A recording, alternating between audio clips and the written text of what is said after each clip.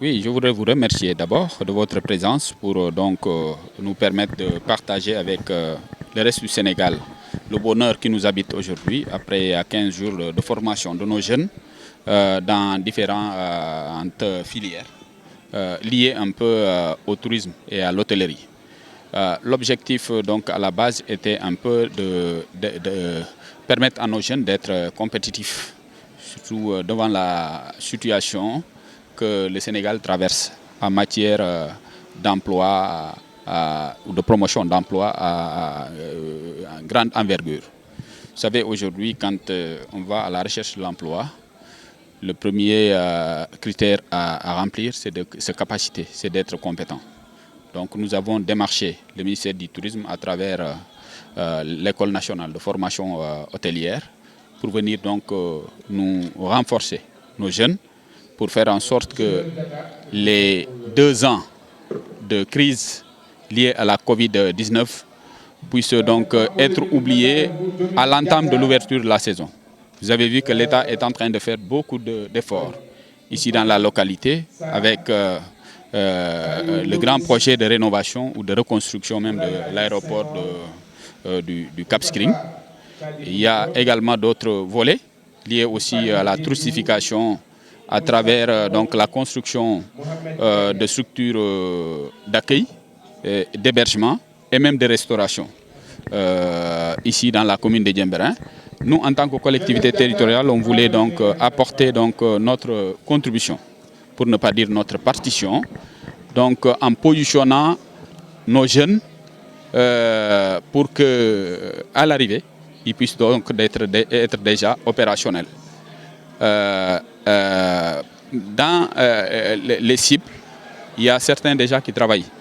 Donc c'est une façon donc de les capaciter, de sorte donc à améliorer la qualité des services dans les structures hôtelières, para-hôtelières, et que ce soit auberge, que ce soit restaurant, que ce soit donc les hôtels. Parce qu'aujourd'hui nous sommes dans un monde de compétition. La destination Casamance, elle est bien attractive, c'est clair, mais elle va être rudement en compétition avec les autres du Sénégal. Il y a la Petite Côte, il y a Saint-Louis, il y a les autres. Il faudrait que dans le fair play, ces différents pôles-là, justement, se relaient à travers justement des services tout à fait diversifiés que les uns donc, et les autres donc, peuvent faire. Nous, en tant que collectivité territoriale, on a voulu donc faire en sorte que nos jeunes ne soient pas en reste, que les touristes, que ce soit les Sénégalais ou même les gens d'ailleurs qui vont venir ici, puissent être satisfaits donc, des prestations qui leur sont réservées dans les structures d'accueil. Après maintenant, il y aura un grand nombre, certainement, qui ne sera pas repris dans les structures.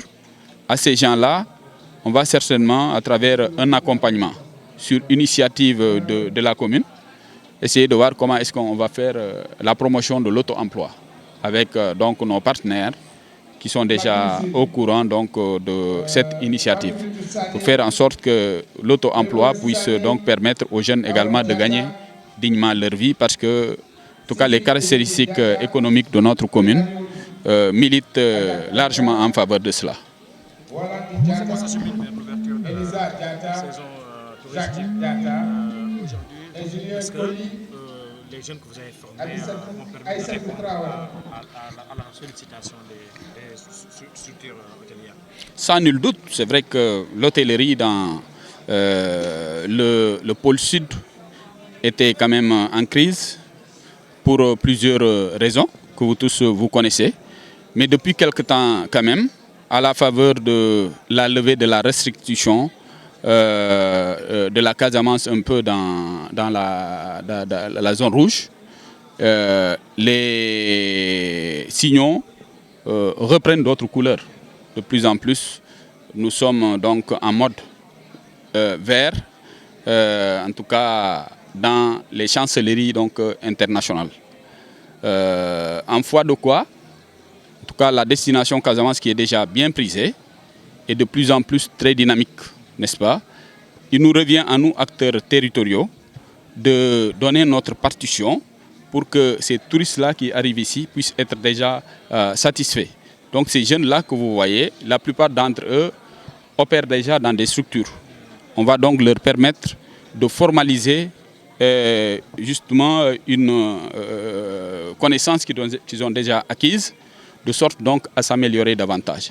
Les autres, comme je vous l'ai dit tout de suite, on essaiera de voir comment est-ce qu'à travers justement les initiatives relatives justement aux possibilités de la commune et de ses partenaires, de voir comment est-ce qu'on va donc les recager à travers certainement des initiatives d'auto-emploi.